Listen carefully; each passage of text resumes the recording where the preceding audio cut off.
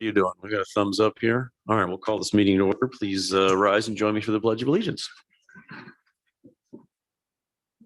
I pledge allegiance to the flag of the United States of America, to the republic for which it stands, one nation, under God, indivisible, with liberty and justice for all. All right, we have the approval of the memorandum of the October 18th, 2021 regular meeting. A copy has been posted. Councilors, any questions on that? I'll make a motion to approve then. Second. Second from Councilor Melton. All in favor? Aye. Any opposed? The memoranda of the October 18th, 2021 regular town council meeting is approved by a vote of 6 in favor, 0 opposed. I have some requests to speak here. As a reminder, if your name's called, please come up. You've got up to 3 minutes. I'll give you a 1-minute warning. If you can give your address for the record, and then I'll start your time afterwards. First up, Mark Lee.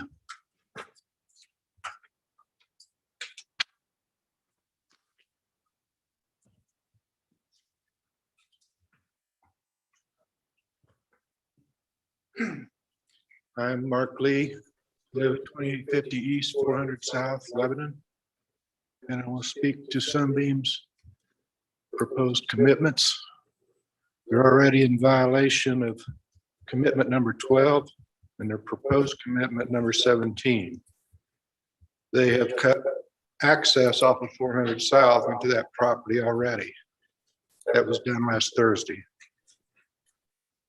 And the other issue is the height of the berm. The neighbors had requested an 8-foot berm. And the last planning commission meeting we were at, planning commission approved an 8-foot berm with trees on top of it. They're wanting to go with a 4-foot berm with a fence and plant trees on the north side of that berm. That's not going to stop the noise that an earthen berm would. And those trees would be effectively 4 foot shorter the time they get done with that. So I'd ask the council to continue with the height of the berm. And that's all I've got. Very good. Thank you, Mr. Lee. Next up, I've got Rick Lawrence, but Rick, I've got you speaking as the presenter, so I'll just hold off on that, but I got your card. Next, we've got Ken Stark to talk about Lennar's proposal.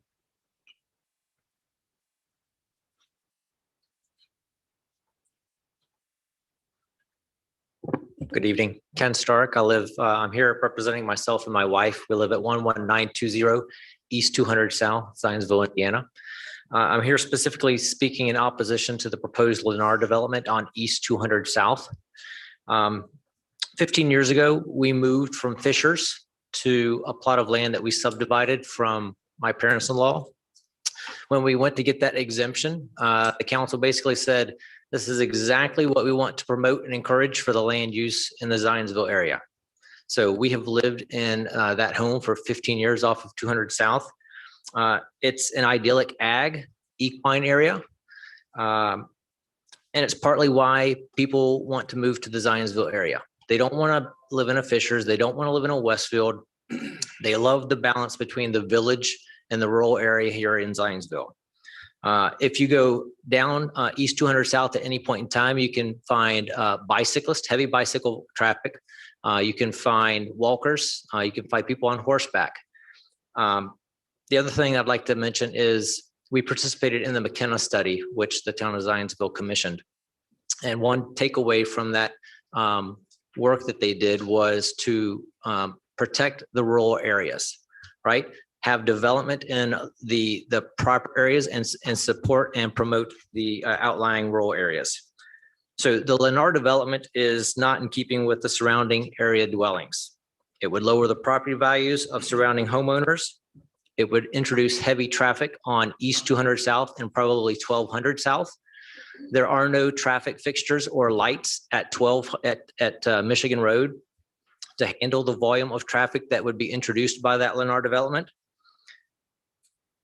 The other thing I'd like to mention is we left Fishers because of the rapid growth without the thoughtful infrastructure to support that growth. There's been no traffic study done for the last 10 years. So I think building this proposal in our development would introduce a lot of traffic and volume that we don't have the infrastructure to support. The planning committee and the staff issued an unfavorable recommendation on this proposed development. I think they recognize this is the type of development we want in this area in Zionsville, and I'd encourage you to also oppose it. Thank you. Thank you, Mr. Stark. Next, we've got Debbie Davis.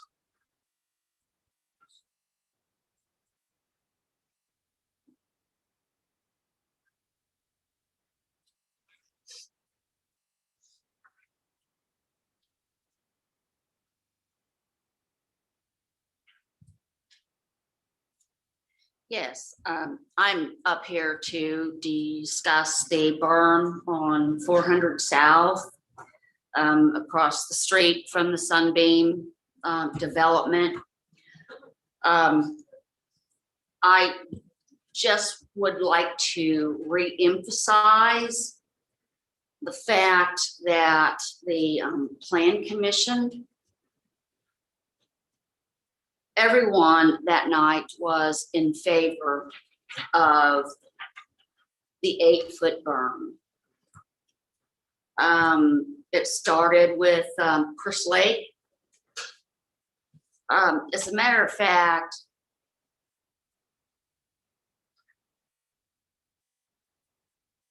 Josh, my husband and I. If you want to speak, make sure you speak at so you can be recorded, please. Pardon me? You can talk at the No, I lecture. just wanted to give you a copy. Okay, if you're going to of speak, that. yeah, that's fine. That's fine. Okay. Yeah, I just, so everyone can hear you, including those online. Okay. Appreciate it. Josh, I just wanted to give you a copy of the Zionsville Plan Commission meeting minutes. What my husband and I transcribed from each person when they were talking about the various commitments that they wanted to include. Okay, now this is, it may not be perfect. I mean, you know, we sit down at the typewriter and, you know, watch the YouTube video, but we did go through there. And, you know, Chris Lake started out, you know, talking about the no construction traffic on the roads 300 East and 400 South. And he wanted a commitment for that. He also wanted a commitment that the berm on 400 South to be increased to 8 foot with evergreen trees planted across the top.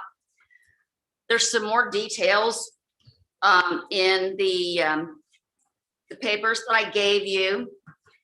And also then on 300 East, he wanted to see an 8-foot berm. And then also the last one was for Mr. Triscari, all the things or the last things that he wanted in his commitments. And then he went around, you know, to each. Sharon Walker, she was saying, you know, if they're all hooked together. And then Josh Fetter, he agreed larger berm on the north side of the project. Cindy Adrick. Thank you, Ms. Davis. Your time's up. Okay. Appreciate it. All Thanks. right. Thanks for coming out. Anyway, Cindy, fair shot at having the Thanks. value. Thanks, and the Ms. home Davis. Protected. Appreciate it. Thank you. Okay. Thanks, Ms. Davis. All right. You get what I'm saying. They We got all you. agree. We got you. Thanks, Ms. Davis. Thank you. You're Thank you welcome. very much. Dan Davis? Sure.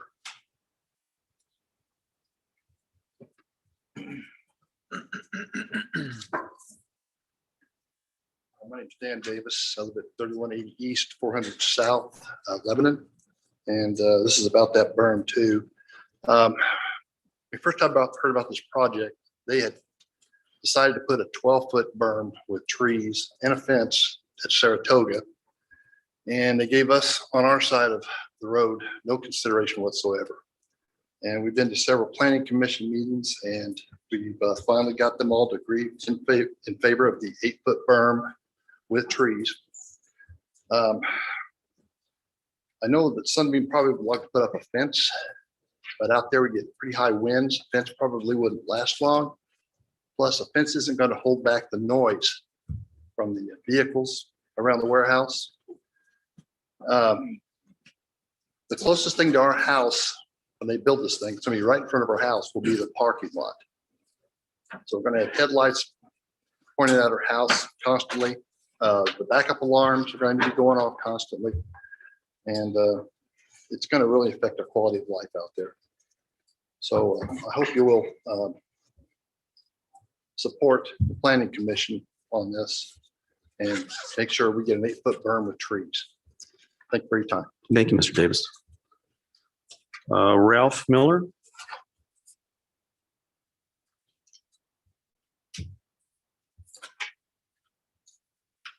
Yeah, Ralph Miller, 4490 South 300 East. I'm the only one on the road on 300 East. And my house is facing where they're going to put this warehouse. And the warehouse, the dock bays will be south, north and south. So these trucks will come in from 267 all day, all night and shine right into my house with a 4-foot berm. And agreed, well, they talked last week, we get an 8-foot berm with trees planted on it. That's all I'm asking for, that you guys will get that 8-foot berm. It's something permanent, because we get, I don't know if any of you live in the country, but when you get a 40-mile-an-hour wind, you get a 40-mile-an-hour wind. There's no houses, neighborhoods blocking the wind. They'll blow this fence over. Well, when they blow this fence over in the wintertime, they'll probably, who do I get to call? How many times they're going to fix it? When it blows over, what are they going to fix it come spring? Oh, we'll fix it, but it's going to be in spring. So I've got all these lights. I've got diesel. I already smell the diesel exhaust now from the truck stop. So you're going to have more trucks constantly in and out of here with the diesel smell, the lights going into my house. And Whitestown, with the 80 acres right next to it, they gave us an 8-foot wall all the way around, all 3 sides, and it helps. It really does help. It's permanent. It's never going to blow away or go into place. And all I'm asking for is an 8-foot wall. I know I can't get it like, I don't have lawyers like Saratoga did. They had 4 houses. I'm 1 house, but I just ask you to get an 8-foot wall with the trees planted on it, so I don't have to look at the headlights all night long and the noise. And I think it'll block the noise a whole lot more than a wood fence. And I'm asking you guys to think of us. I've been out there 35 years. I can't stop progress. You know, the ugly looking warehouses coming up all over the place. I can't stop. They're going to go all the way to Lebanon. I know that. But every place else I look where there's houses, they get an 8-foot wall. And that's all I want is an 8-foot wall. They did it right next to us on the exact same thing. 2 warehouses, 8-foot wall, but they didn't give me my trees. So that's, you know, on my corner there, but they did give me 8-foot wall. So they've said they give me 8-foot, or they give me pine trees. I don't want a fence that's going to blow over and have to call. And then they tried this last week or whenever their meeting was. Well, that's not we didn't own that then. Well, that's the same thing I'm going to be fighting all this time. Well, if somebody else buys this property and this fence blows up, well, we didn't own this then. That's their problem. You know, I don't want that problem. An 8-foot wall is permanent, and we don't have any problems. They've already fixed the fence behind Saratoga. You know, it's already fell down and stuff, parts of it. So I'm just asking you, please think about us having to look at the trucks all night long, the noise, the green, red lights flashing. You can hear them talking to you with an 8-foot wall, but it's better than a little wood fence that's going to fall down. So I'm asking you, please consider us and help us with the 8-foot wall, and we'll get the 8-foot wall with the trees. Thank you. Thank you, Mr. Miller. Amy, anyone else? No, there are no others. All right, appreciate everyone who spoke tonight. Any mayor administration update? No update tonight. All right.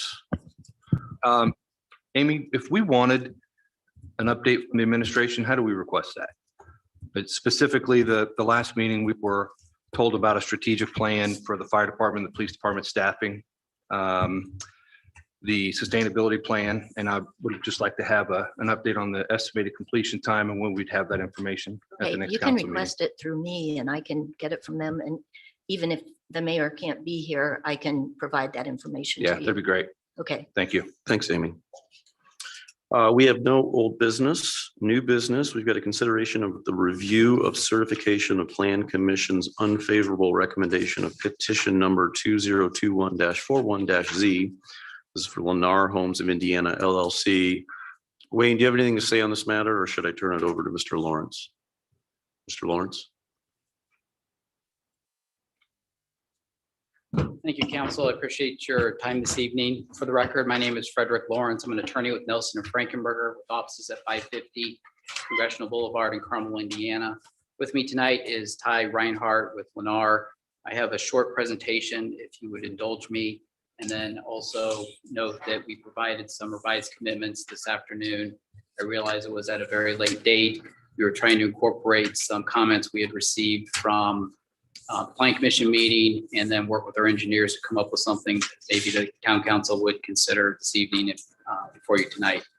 So just as a historical perspective, we presented at the Plan Commission meeting on October 18th a proposal for 119 acres to be rezoned to R3. The 4 parcels are noted up on the screen at the back of the room. Those provided for a site plan that showed 278 homes in 2 distinct areas. What we heard at the Plan Commission was that there were concerns regarding density, concerns regarding traffic, concerns regarding proximity to the airport. We took those concerns, and while at the Plan Commission, we tried to engage the Plan Commission to address some of them, that was not possible. So we've worked over the past couple of weeks to come up with a different plan that we can provide to you based on the commitments that were passed out this evening, I believe. And if you don't have a copy of those, I can pass out a hard copy if you'd like to look at them.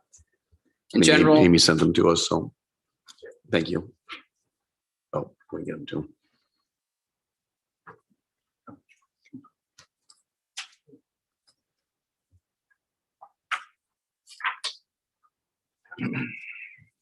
Thank you.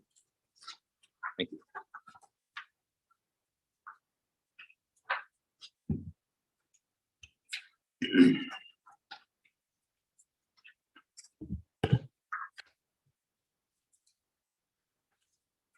in general, these revised commitments will limit the property that is associated with this project to the 3 eastern parcels, which are shown here on the display in the back of the room. These 2 parcels right here are currently a golf practice range, and this one is used for agricultural purposes. There's a Brookhaven and Fieldstone neighborhoods in this area that are zoned R2. Hey, Joe, can we get it on this TV up here? All right, no worries. Okay, sorry. Sorry about I that. feel better, but it's like. turn it around. All right. So in front of you is our approximately 79 acres that this proposal would now consist of. We've dropped this 40-acre parcel here to the west. That we're limiting the number of homes to 130 single-family homes. The ranch sizes would be a minimum of 2,000 square feet. The 2-story homes would be a minimum of 2,400 square feet. No 2-family dwellings would be permitted. This would be consistent with the R2 development standard, which we believe is consistent with different area, the development down in this area, and also to some degree over on the other side, the west side of 421. Other changes we've made would be that all new detention facilities on the real estate would be dry detention, which we heard concerns from the airport regarding previously shown wet detention. And we would attempt to convert this pond down here to dry detention if that was engineering feasible. We also heard concerns regarding the Hopwood Cellars parcel up here and homes potentially causing concern. We would commit to no home shall back to that parcel. And we would also install a 4-foot mount along that south property line. We didn't change any of the commitments regarding the traffic impact analysis that have been done. Lennar still commits to making all improvements at the 421 entrance as required by NDOT and further improvements as would be warranted at the intersection of 200 South and 421. Those are all outlined in the commitments. We realize it was a late addition to the agenda tonight, and we would respectfully ask for any comments and for consideration of these altered commitments and what this project would bring to Zionsville. Thank you, Mr. Lawrence. Counselors, questions for Mr. Lawrence, or Wayne is here if you've got a question there as well. A quick question. You're amending this to 130 homes in the development site. What was it before? 278. You're going from 278 homes to 130, and part of that density is because you've eliminated the 40 acres that's directly south of the airport. The airport is in this general area over here. Okay. The Union Woodlands, the Arbor project is more directly south of that runway. This was the closest parcel to the airport and the airport comprehensive plan that was being discussed in the Plan Commission currently. When you change that, it's a significant drop in density. Are you going with large, or did that change your strategy around lot sizes and home sizes, or are you just making use of more common area? If that makes sense. If I could have Ty Reinhardt Yeah. speak to that, he was more instrumental in that discussion. Ty Reinhardt with Lennar Homes, 11555 North Meridian. The original plan, we had two different product types, and the east parcel was the smaller home sites. The west area are the larger home sites. So we're dropping the 40 acres that had the smaller home sites, so that affected the density as well. We're doing the dry detention versus wet detention, which takes up a lot more space. So that's the reason that the density has gone down quite a bit. What are the plans for the other property then to the east? I mean, you dropped it, but like, is that just going to remain what it is, or? Yeah, we informed Mr. Covert today that we were probably going to have to offer to remove his parcel from the plan. So his would remain? Yes. Not- And It's is there currently any, ag. any commitment to not come back, from Lennar for that 40 acres? We're removing it completely from our So plan no chance that you're ever going to come back with that 40 acres? and suffer the same brain damage. No, we would not.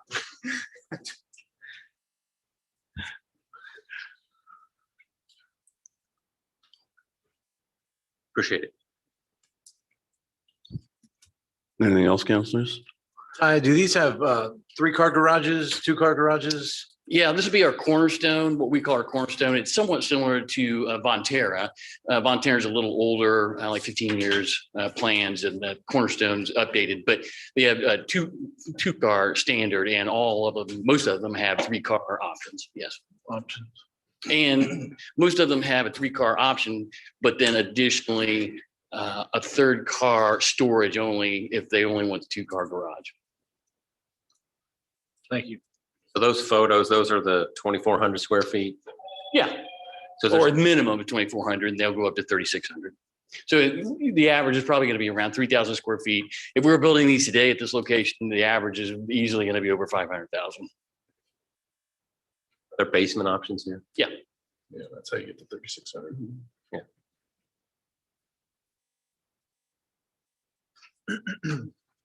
So I don't really have a problem with a neighborhood there necessarily, given the closeness to Fieldstone, and I appreciate the changes you guys have made based on the feedback, and I don't have an issue with the product of Lennar. I think just my only issue is the process, which is, we have a planning commission, and a very good planning commission. I appreciate the work they do, and they sort of go through a process themselves, which is oftentimes continued to sort of evolve these things. Yeah. Get public input. And I take their recommendation very seriously.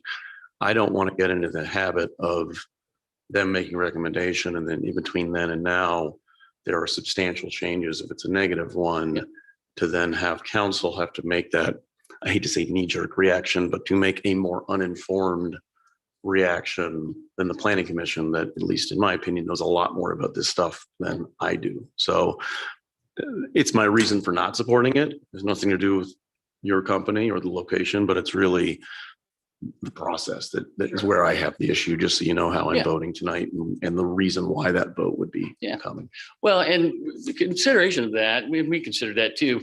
Very frequently, when we come to council here or anyplace else, we're making additional commitments on the fly, essentially. And we'll be asked for 4 or 5 things and you'll say, do you want to commit to that? And we'll say yes, and we'll make it a part of the record. So we kind of preempted that in this case. So it's not really that far out of the norm.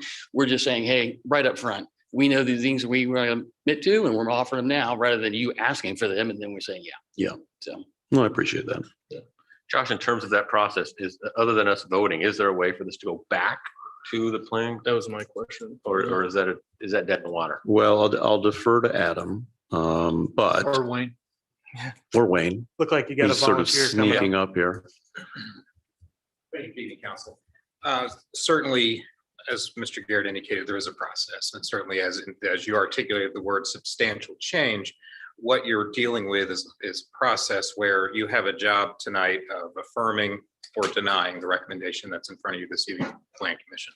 From there, this group would have the option to refer back to the Plan Commission, discuss the major substantial change that has been discussed tonight, and the Plan Commission then can determine if that is the nexus, if you will, to allow the petition to be refiled in advance of the 1-year moratorium for decision refiling after an adverse decision. But certainly your legal counsel, which I am not, can certainly speak to any other items or correct anything I've said that's out of line. But in essence, that is the process. Adam, anything that, Adam, Wayne knows the stuff, but. So a negative or a vote to uphold the unfavorable recommendation, would that automatically start the 1-year moratorium, or you said they would have the chance to? The date of the adverse decision would be this evening, if tonight is an adverse decision, and then that 1-year moratorium would start this evening. Okay. So they could take it back. It would be a year. Well, if the plan commission allows it to come back before them because of substantial changes, they can override that 1-year moratorium if they so choose. What's important is your job this evening is either to affirm or deny your Plan Commission's recommendation to you. That makes sense. And just as somebody that is super familiar with this area, this airport that's right there, been involved in the strategic planning for the airport, land use around the airport. This is taking a bad situation and making it worse if we were to put these houses here. It's not, we can't undo that last development that we wish we could have, but we can stop this one. So that's my 2 cents. Councilors, any other questions, comments? The only other question I had was, we heard from a previous citizen that there had not been a traffic study done, I believe. And you referenced that there was a traffic study. Was there a traffic study done recently? There was a traffic study. You have to do one when you file a petition over 150 lots. And Lennar did do one. There were recommendations. We worked with the town and county and NDOT actually to come up with those recommendations that were included in the commitments. I think what perhaps the citizen was referring to is that there were no traffic stop signs or stoplights there now. And that may be where he was going with that, but I'm not sure. But we did do a traffic impact analysis. Other questions? I would make a motion to affirm the plan commission's vote or recommendation. Any second on that? Second. Second from Councilor Choi. If Council, just, if you're voting yes, you're voting to deny the request from Lennar and agree with the unfavorable recommendation. All in favor? Aye. Any opposed? The motion is upheld. The unfavorable recommendation by a vote of 7 in favor, 0 opposed. Thanks, guys. Thanks for Appreciate your you coming time. out tonight. Next, we've got a consideration of commitment amendment petition number 2021-47-CA associated with rezoning petition number 2019-52-Z, Hub Phase 2. Mr. Kern, I've got you listed, or anyone who wants to come up, really. It's talking from the developer standpoint. We've got a whole team.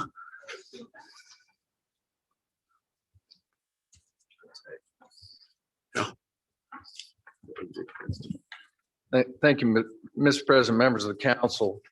For the record, my name is Murray Clark. I'm an attorney with the law firm of Faegre Drinker, 600 East 96th Street in Indianapolis, and I represent Sunbeam Development in this commitment modification matter before you. With me today is Jamie Chrisman and Ken Kern from Sunbeam Development, as well as Brian Sheward from Kimley Horn, Sunbeam's civil engineer. Just a little background. Sunbeam bought the subject property earlier this year with full knowledge and expectation of the 12 commitments associated with the original zoning of the site in 2019, in case number 2019-52Z. After acquiring these properties and commencing design and engineering, Sunbeam realized there were two problematic commitments. First, a portion of the buffer yard requirements in the site plan was impossible to accomplish because the Duke Energy transmission line easement and the fact that Duke will not allow existing grades within the easement area to be increased or for trees to be placed within the easement.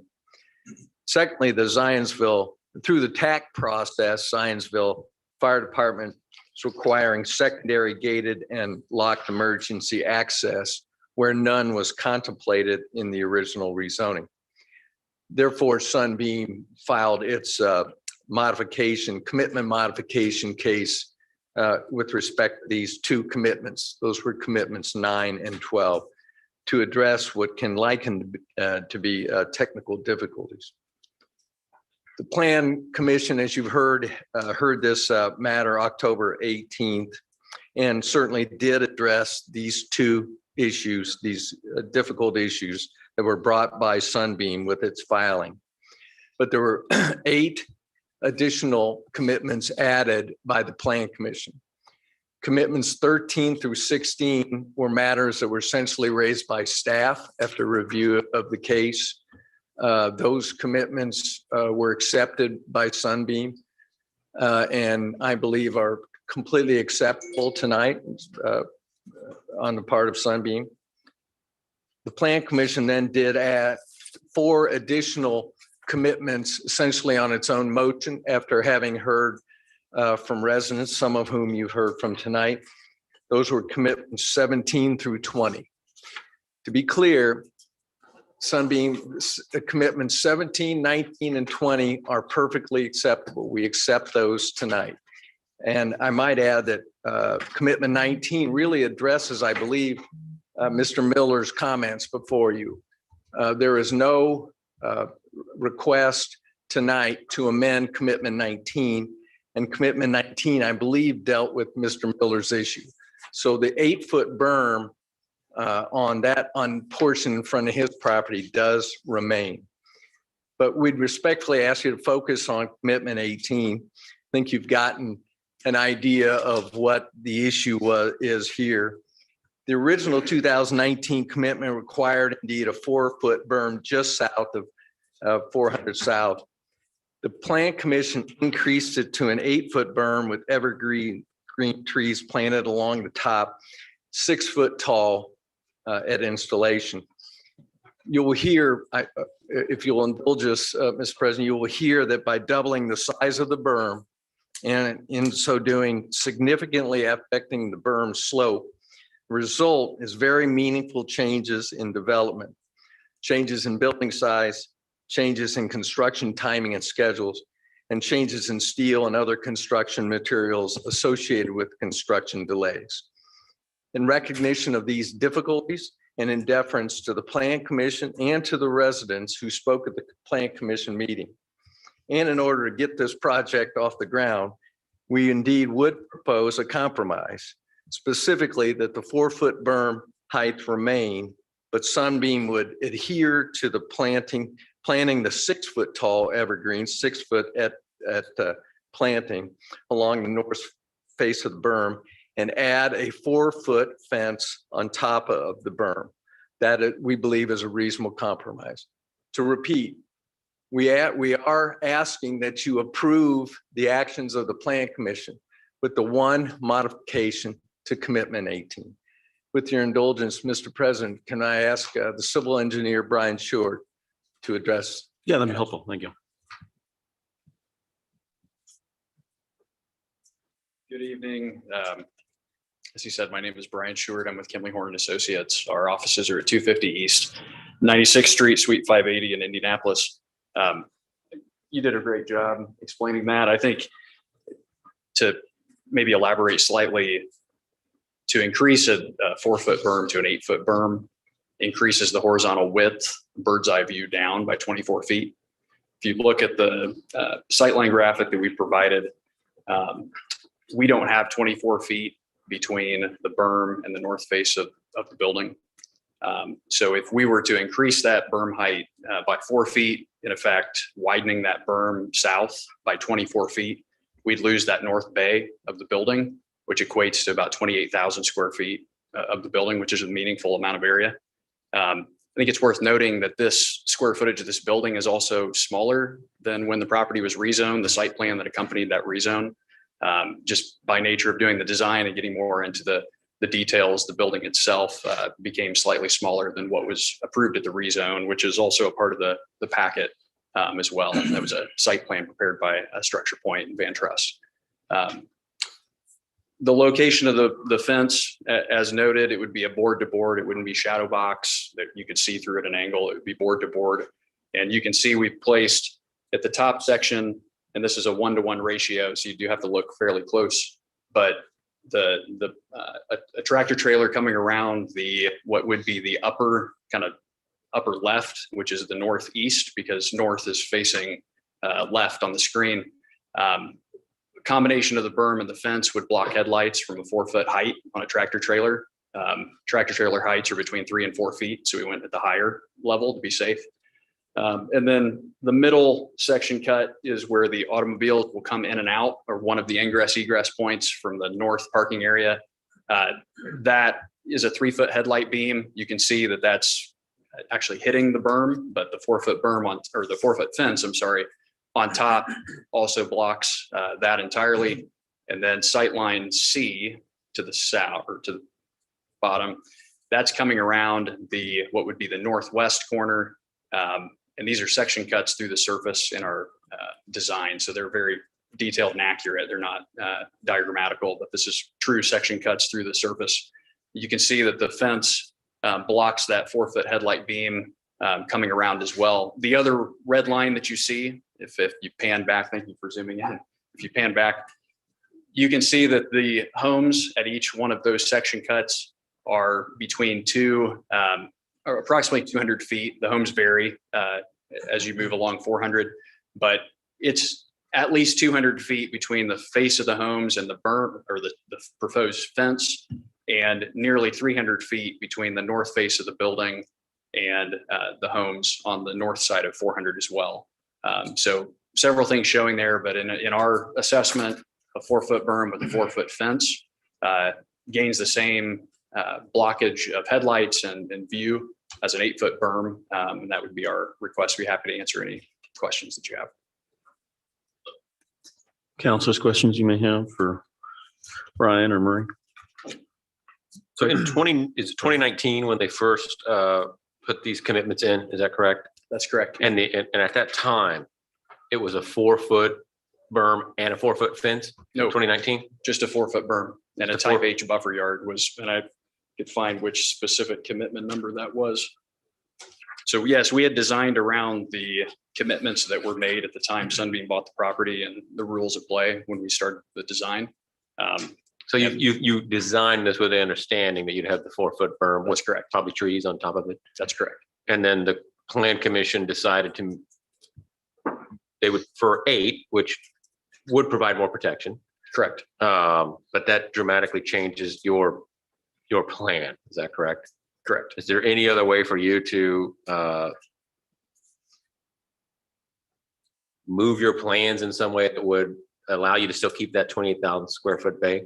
Because of the Duke power line easement that was previously referenced on the south side of the site, there's really not space for us to shift everything to the south. So we're pinched between the north and the south. Hopefully that answers your question, but yeah. Is there a picture of the whole area rather than just this side thing? In your Oh, plan our commission packet, materials on the very yeah. last page, Okay. there's an overall site plan that Got I it. tried to note where the various commitments, because there are quite a few, apply.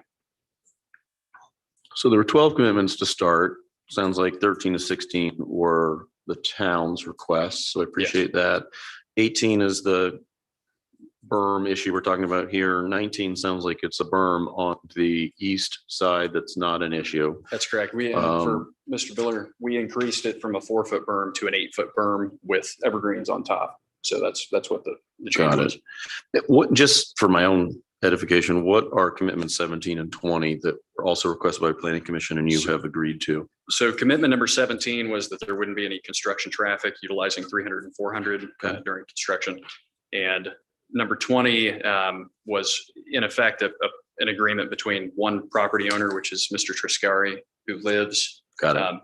Yeah, that's where that actually on the screen right now, where that pond is located up at the top of the screen. He owns the corner lot that abuts the property in 400. Got it. One of the remonstrators mentioned a violation of number 17. Is there construction traffic going on? Yeah, I'd be happy to answer that. So on Thursday, we had gotten a call from Janice at the town, Stefanovich, and she had said that they'd been contacted, or I think it was a plan commission member had been contacted by a resident about some construction activity of some kind happening along 400. We promptly called the contractor who's actively doing legal drain reconstruction, offsite legal drain across the Clark property, which is north, which was approved by the Boone County Drainage Board approximately a month ago. So they're working on offsite legal drain improvements. And it quite frankly was a mistake that the contractor, in an effort to drop off some of the pipe that's being used for the replacement of the tile, the Nolan legal drain, had dumped some stone off the edge of 400 to in effect drop off material.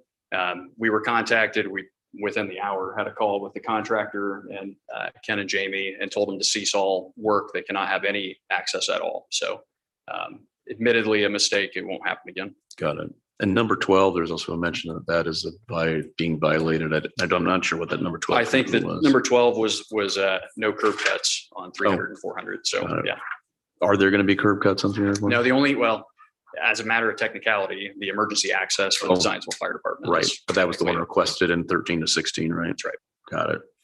You know, the trees, the evergreen trees, the 6-foot evergreen trees on here, it looks like there is a significant number of them.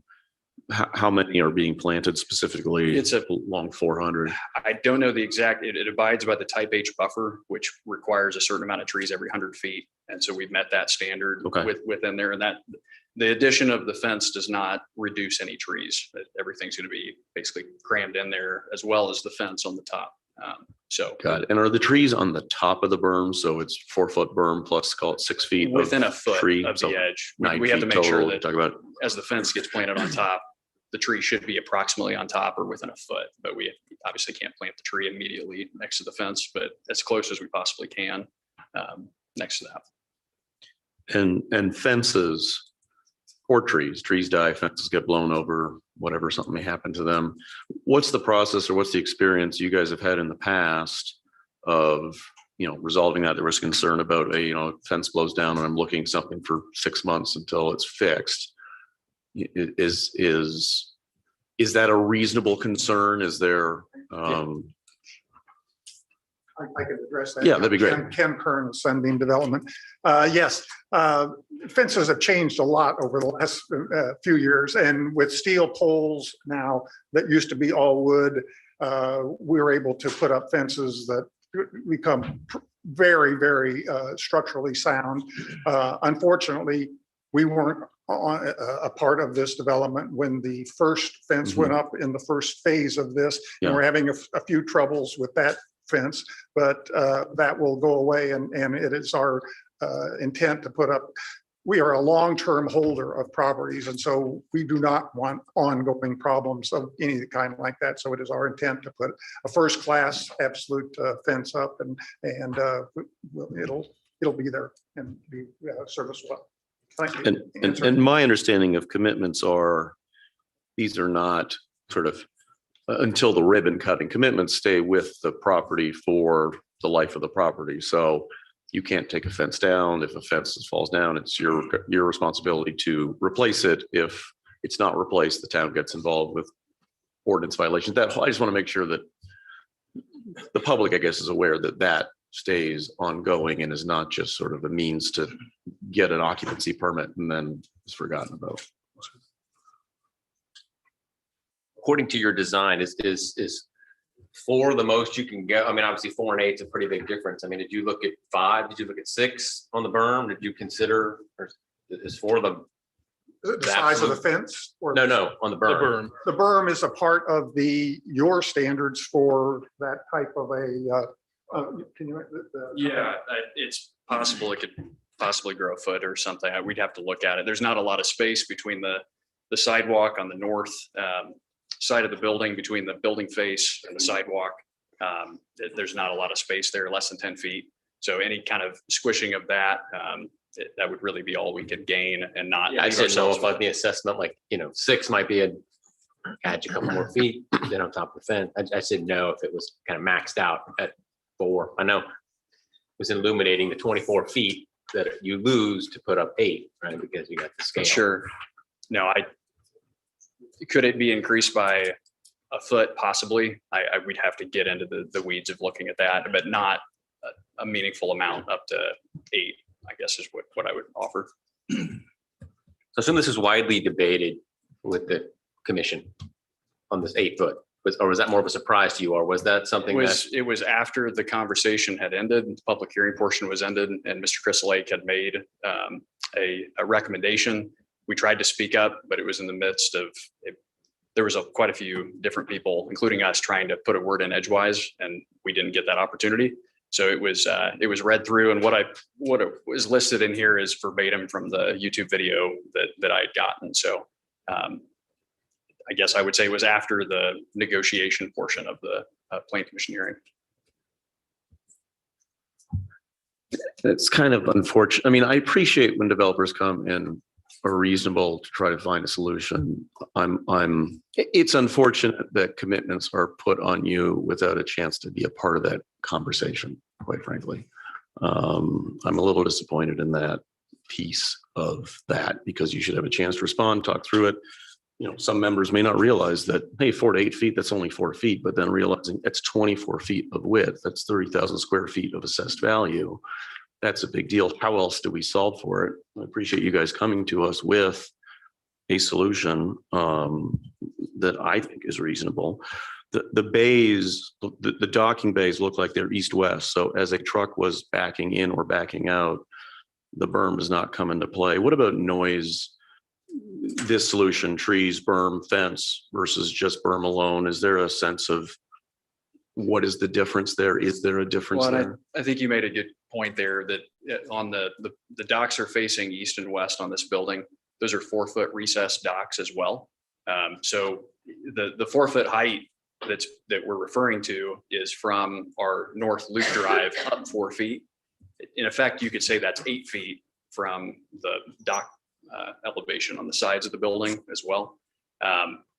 Certainly any additional material, fence, additional trees, we literally, I would say, cannot put additional landscaping on it without it cannibalizing and killing it itself. Oh. But yeah, the addition of a fence would certainly help from the decibels of what you would hear. I can't tell you exactly what that reduction is, but I'm sure it would help.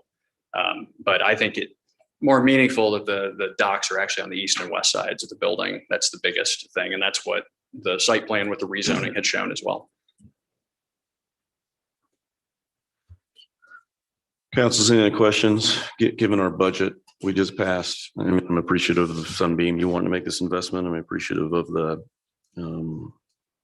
addition to what was originally a commitment of 4 feet to make it 8 feet. I know it's not ideal from a neighborhood perspective, but it is reasonable, I think. Any other questions on this, councilors? How early on in the development process is the berm created, the trees put in, and the fence? So practically speaking, the topsoil will be stripped from the property as a matter of what they'd like to do. They wish they could already do that now. and the detention pond, which is located on the east side of Building 4, kind of up near Section AA, slightly to the plan north of that. Those elements, the pond will be dug, the topsoil stripped. Those berms are very easily could be installed at the very beginning of the project, as well as the 12-foot berm along Saratoga as well, because they'll be looking to try to move the topsoil out of the way, and those berms will be entirely topsoil, just because trying to get rid of it, to be honest, with a big industrial building like this. Sure. Thank you. When you say it can be, I mean, is it most likely to be following that script? Because Yes. you don't want to take dirt off to then just bring dirt back, right? No, yeah, absolutely. And in fact, I think one of the commitments, I can't remember which number it was, had made a note that 12-foot berm would be installed at the beginning of the project at the time of mass grading. Building the berm along the north side, it probably wouldn't be a concern because that's frankly what would be done as well. Would you consider a taller fence at all? Would that help with any of the concerns of the concerned citizens? Is that an option? We're at 4 feet. Once I walk to the top of the berm, I can see right over it. I understand these diagrams for the headlights. I feel like some sound does deaden by fences. I was just kind of Googling sound deadening fences and I came up with some other results, but I'm just wondering if a standard 6 foot tall fence would be a compromise. Is that something you guys would be willing to do, or is Sure, that? and as the consultant, I'll defer to Sunbeam on that.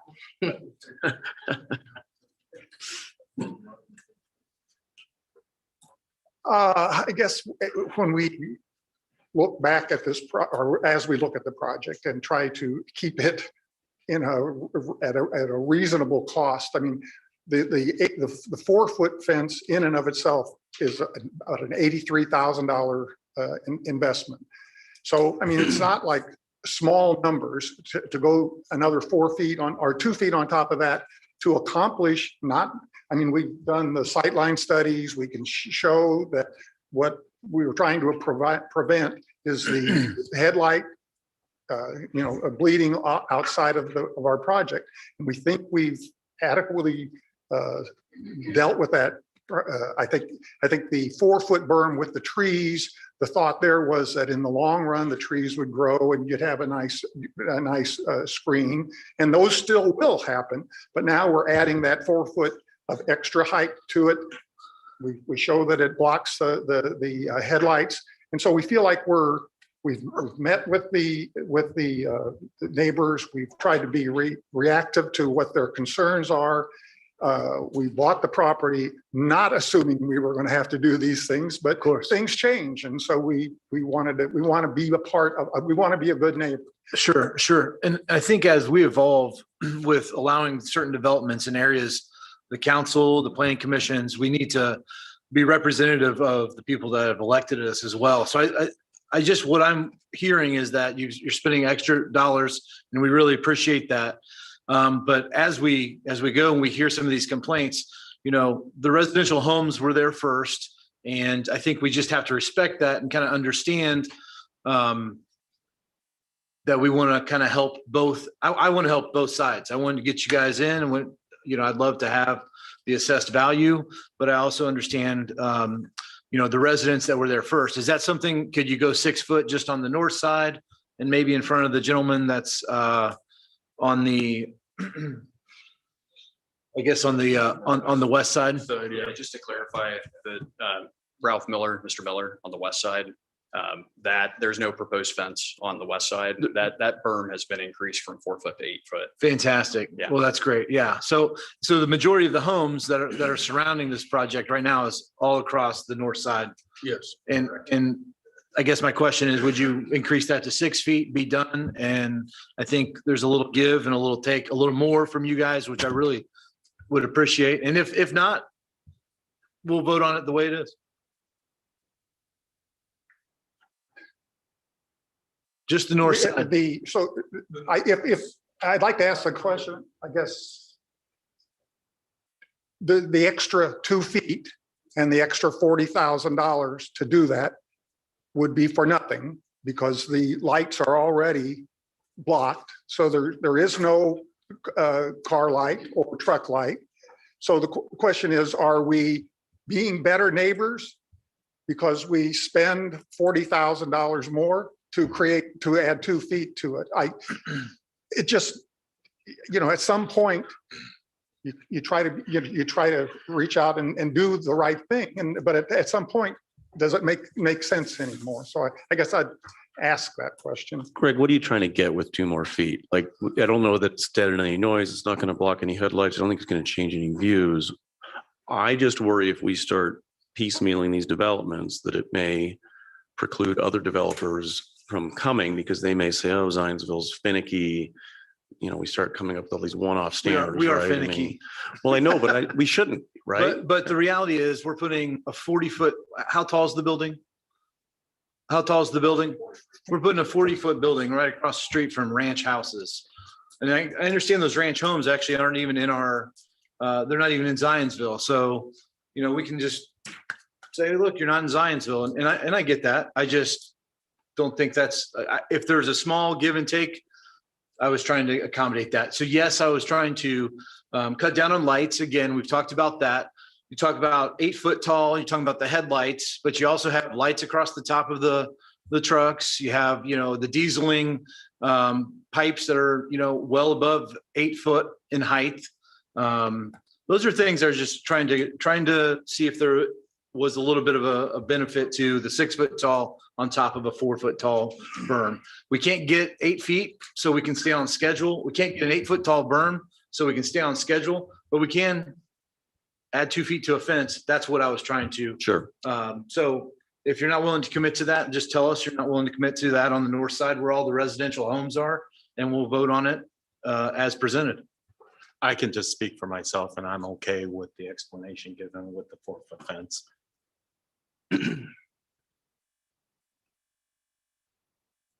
Appreciate that, Councilor Choi. Just to move the discussion along. I don't hear a commitment, so I'm going to assume there isn't one because that's an ask. Councilors, any other questions, comments? All right, I'm going to make a motion to approve. So, can I get it? Make sure we are clear. There was the commitments that were provided. No, I'm going to. Okay, but you got it. Okay. I sorry. think so. Keep me honest here because I want to edit number 18. So I'm going to make a motion to approve the consideration of commitment amendment petition number 2021-47-78 associated with rezoning petition number 2019-52-Z, the hub phase 2. However, my motion is to allow for the request to have the 4 foot berm and the 4 foot fence as opposed to the original commitment that we're seeing, which is an 8 foot berm. You look like you're going to tell me I'm doing this wrong. And 6 foot trees. And 6 foot trees. Right. And 6 foot trees. Is there a second to that one? Second. Second from Councilor Choi. Amy, do you want to do a roll call on this? Because I don't know as we go. President Garrett, Yes. Vice President Plunkett, Yes. Counselor Burke, Yes. Counselor Choi, Yes. Counselor Culp, Yes. Counselor Melton, No. Counselor Trailer. Yes. Motion is approved 6-1. Thank you very much. Thank you for your attention. Other matters. No. You can leave, but you're not going to talk. No. If you're going to leave, if you're going to talk, you can leave. Okay, thank you. Okay, thank you. Moving on to other matters, wanted to give a. Okay, you're okay. Appreciate you stopping by. Okay. I'll wait on other matters because I don't want this to be overshadowed by rude people.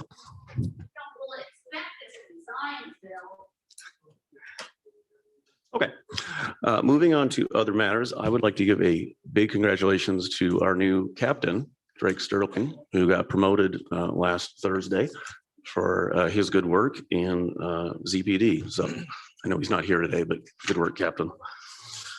We've got claims. Anyone got any questions on claims?